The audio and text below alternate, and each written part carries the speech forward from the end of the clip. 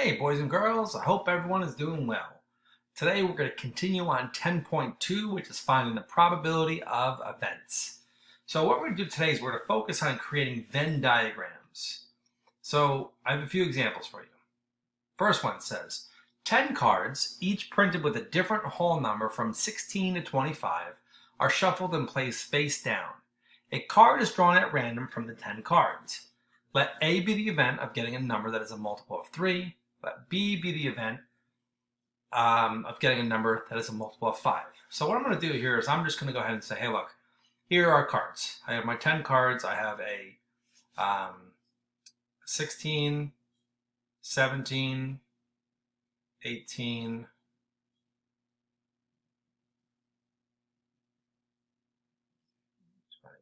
23, 24, and 25. So there are my 10 cards, okay? So, and then they're face down, and I randomly choose one. So list the outcomes favorable to events A and B. So event A, again, event A is the event of getting a number that's a multiple of 3. So what are the outcomes favorable to getting a multiple of 3? So we got to find the multiples of 3. So from these numbers, 18 is a multiple of 3, 21, and 24 are all multiples of 3. So the outcomes favorable to event A are 18, 21, and 24. All right. So let's look at event B now. So event B, the outcomes that are favorable to event B, and again, event B is the event of getting a number that's a multiple of 5. So the multiples of 5 here are 20 and 25. So there are 20 and 25. Perfect. So now I have, I know what the favorable outcomes are for each event. The next thing it says, draw a Venn diagram for the sample space and the two events. Place all possible outcomes in the Venn diagram. So what we're going to do is we're going to create a rectangle here. And in this rectangle, we're going to have all the possible outcomes. So now if you remember correctly, a Venn diagram has a couple circles in there, right? And usually, when you think of a Venn diagram, it looks like this. It's got two circles, and in this part of one circle, there are things true for this side, and this part, there are things true for that side, and then the things in the middle are things that are true for both sides. However, if you look here, if one of these circles is going to represent event A, and one of them is going to represent event B, notice that there's nothing in common between event A and event B. All right, so event A has 18, 21, and 24, and event B has 20 and 25. There's no common numbers. So we're not going to have circles that are intertwined like that. We're going to have two separate circles. All right, so they're not going to be connected. So we'll call this event A, and we'll call this event B. Now all the outcomes favorable for event A are 18, 21, and 24, and the ones for event B are 20 and 25. Now, it says here, it says place all possible outcomes in the Venn diagram. So I've placed the outcomes favorable for event A in the diagram and for event B, but I have to include all the other numbers. So I can just write here, anywhere really in the rectangle, I can just put all the other numbers. So we have to put 16, 17, 19, 22, 23. So this is our Venn diagram of the situation. So now it says, are events A and B mutually exclusive? So that means this. If two things cannot happen at the same time, they are mutually exclusive. So is it possible that I choose a number that is favorable for A and favorable for B? The answer to that is no. I cannot choose one number that's favorable for both. That's a favorable outcome for both events.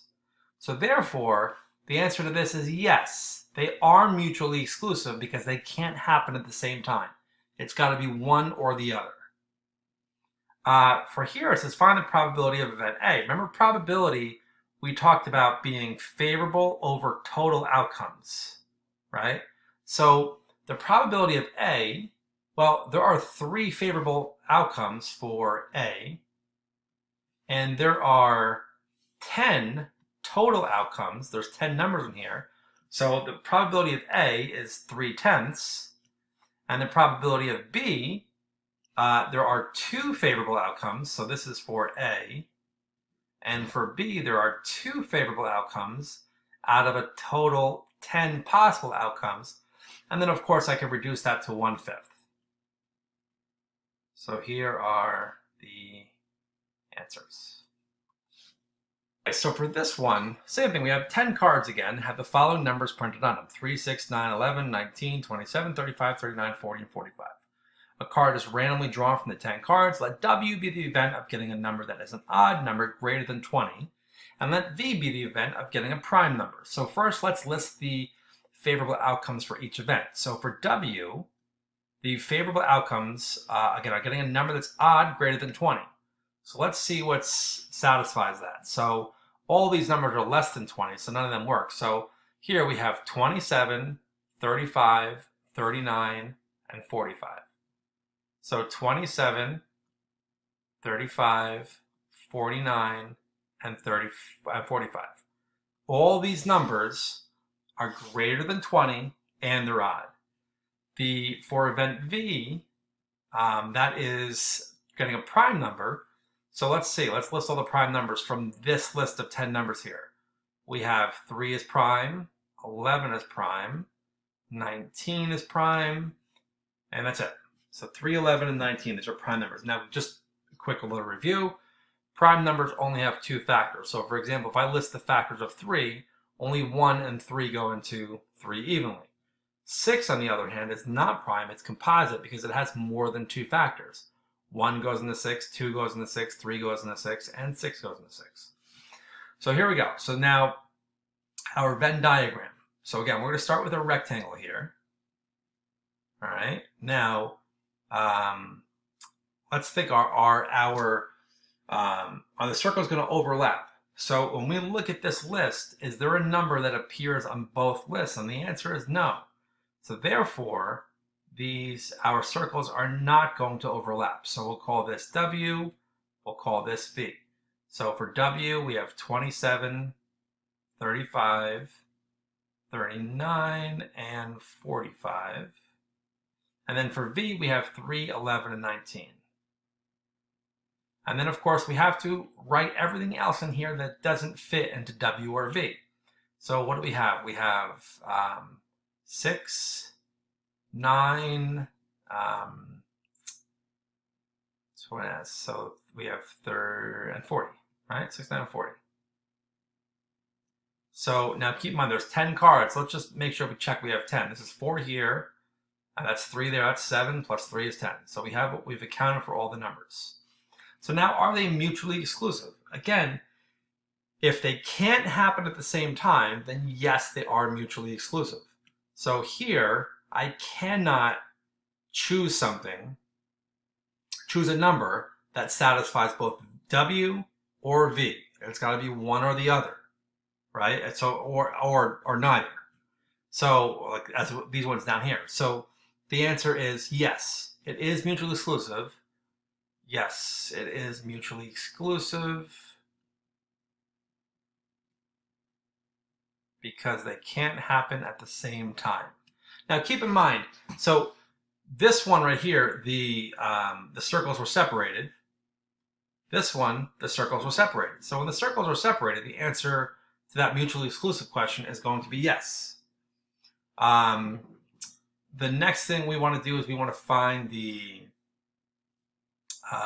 probability of each. So what's the probability of W? The probability of W, let's see how many successful favorable outcomes there are for W. There's 4 out of a total 10. So 4/10 is equal to 2/5. And the probability of V, there are 3 outcomes favorable for V out of a total of 10. So that's 3/10. All right, let's do one more. So a name is randomly chosen from a list of names: Bill, Jesse, Eva, Chloe, Mary, Ruth, Kim, Henry, Elsa, and Sean. Let X be the event of choosing a name with 2 vowels. Let Y be the event of choosing a name made up of 3 letters. So here's X and here's Y. So let X be the event of choosing a name with 2 vowels. So Bill has 1 vowel.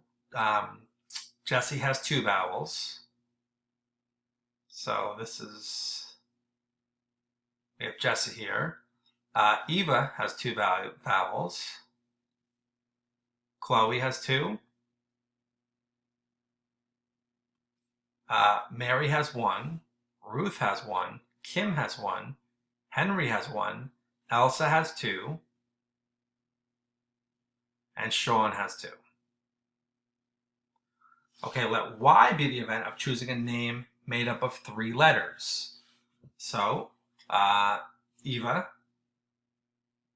got 3 letters. Kim. That's it. Okay, so next, let's make a Venn diagram. So Venn diagram has got to be we're going to start with a rectangle. All right, and now for our circles, are they going to be intertwined or not? If you notice here, I have Eva on both lists. So therefore, our circles are going to need to be intertwined. And Eva is going to go right there in the middle because she satisfies both X and Y. All right. So now for X, they also have Jesse, Chloe, Elsa, and Sean.